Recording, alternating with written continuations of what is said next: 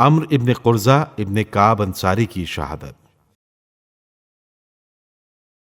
یہ وہ بزرگوار تھے جو امام کی رکاب میں حاضر رہ کر آپ علیہ السلام کے جسم کو دشمنوں کے حربے سے برابر بچا رہے تھے، اور حنظلہ کے بعد یہ خدمت انہوں نے اپنے ذمے لی تھی۔ جو زخم ان کے بدن پر لگتا تھا امام سے عرض کرتے تھے، فرزند رسول، کیا میں نے عہد کو پورا کیا؟ حضرت امام حسین علیہ السلام فرماتے تھے، ہاں، تم جنت میں مجھ سے پہلے پہنچو گے۔ اس شیر دلاور نے اس قدر دشمن قتل کیے کہ کشتوں کے پشتے لگا دیے، آخر خود درجہ شہادت پر فائز ہو گئے۔ جان غلام ابو ذر کی شہادت۔ جناب جان کا تعلق افریقہ کے علاقے نوبہ سے تھا۔ جان پہلے فضل ابن عباس ابن عبد المطلب کے غلام تھے، جنہیں حضرت علی علیہ السلام نے 150 دینار میں خرید کر حضرت ابو ذر کو بخش دیا تھا۔ جب حضرت ابو ذر کو حضرت عثمان کے دور حکومت میں ربضہ کی طرف جلا وطن کیا گیا تو جان بھی حضرت ابو ذر کے ساتھ گئے۔ ربضہ میں جلا وطنی اور عالم غربت میں حضرت ابو ذر غفاری کی رحلت کے بعد مدینہ واپس چلے آئے اور حضرت علی علیہ السلام کی خدمت میں رہنے لگے۔ حضرت علی علیہ السلام کی شہادت کے بعد حضرت امام حسن مجتبی علیہ السلام کی خدمت میں رہے۔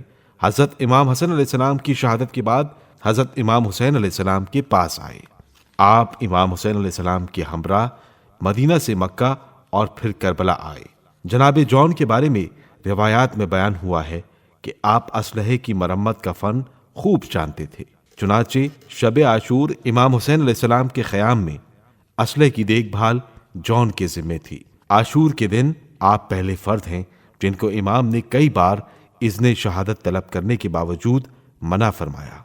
بار بار اذن جہاد طلب کرنے پر حضرت امام حسین علیہ السلام نے فرمایا، اے جان، میں تمہیں اس سرزمین سے جانے کی اجازت دیتا ہوں، تم اپنی جان کی حفاظت کرو، کیونکہ تم ہمارے ساتھ آئے تھے تاکہ خوشی و عافیت ملے، اب اپنی جان خطرے میں نہ ڈالو۔ اس وفادار نے کہا، اے فرزند رسول، میں خوشی و مسرت کے زمانے میں تو آپ کے ساتھ رہوں، اور جب آپ پر مشکل وقت آن پہنچا ہے تو آپ کو تنہا چھوڑ کر چلا جاؤں؟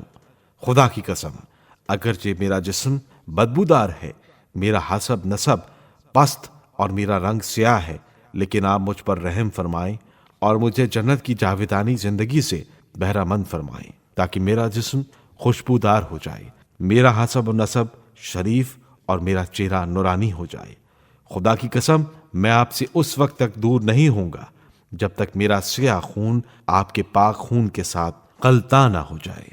یہ وفادارانہ کلام سن کر امام مظلوم کی آنکھوں میں آنسو بھر آئے اور جان کو اجازت عطا فرمائی۔ جان نے میدان میں آ کر بڑے جوش و خروش سے رجس پڑھا اور دشمن پر حملہ آور ہوئے۔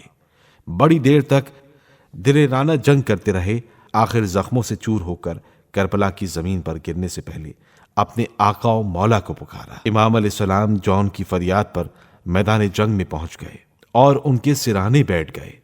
جان کے خون آلود سر کو اپنے زانوں پر رکھا اور اپنے مبارک رخسار جان کے رخسار پر رکھ کر دعا فرمائی، اے پروردگار، جان کے چہرے کو سفیدی عطا فرما، اس کی بو کو پسندیدہ بنا اور اسے خاندان عصمت و طہارت کے ساتھ محشور فرما۔ امام محمد باقر علیہ السلام اپنے پدر بزرگوار سے روایت کرتے ہیں کہ واقعہ عاشورہ کے 10 روز بعد بنو اسد کی ایک جماعت نے حضرت جان کے جسد مطہر کو تلاش کیا۔ اتنے عرصے کے باوجود ان کا جسم مبارک معطر اور نورانی تھا اور جسم سے ایک خاص قسم کی خوشبو آ رہی تھی۔ اس کے بعد انہیں دفن کر دیا گیا۔